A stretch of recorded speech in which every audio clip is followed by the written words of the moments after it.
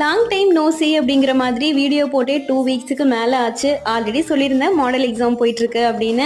கண்டினியூவாக அப்படியே செமஸ்டரும் வந்ததுனால வீடியோ போட டைமே கிடைக்கல. Side by side brownies cake orders எல்லாம் போயிட்டு தான் இருந்துச்சு. வீடியோ கூட எடுத்து வச்சிருந்தேன். பட் வாய்ஸ் ஓவர் கொடுக்க தான் டைம் இல்லை, எடிட் பண்ணவும் டைம் இல்லை. ஸோ வீடியோவே போஸ்ட் பண்ண முடியல. இந்த கேக் ஒரு 2 kgல 2 tier cake. 1 kg white forest ஃப்ளேவர்லையும் இன்னொரு kg ரெட் வெல்வெட் ஃப்ளேவர்லையும் பண்ணியிருந்தோம். இப்போ இருக்கிற பேரண்ட்ஸ் எல்லாருமே குழந்தைங்களோட பர்த்டே ட்ரெஸ் கலர்லேயே கேக் வேணும் அப்படின்னு சொல்லி கேட்குறாங்க. பட் அந்த டார்க் கலருக்கு நம்ம எவ்வளோ கலர்ஸ் ஆட் பண்ணுறோம், அதுலேருந்து எவ்வளோ சைட் எஃபெக்ட்ஸ் வரும் அப்படின்றத யோசிக்கிறதே இல்லை. ஒரு நாள் தானே சாப்பிட்டா சாப்பிட்டுக்கிறோம் அப்படின்னு தான் சொல்கிறாங்க. பட் தயவு செஞ்சு அந்த தப்பை மட்டும் பண்ணிடாதீங்க.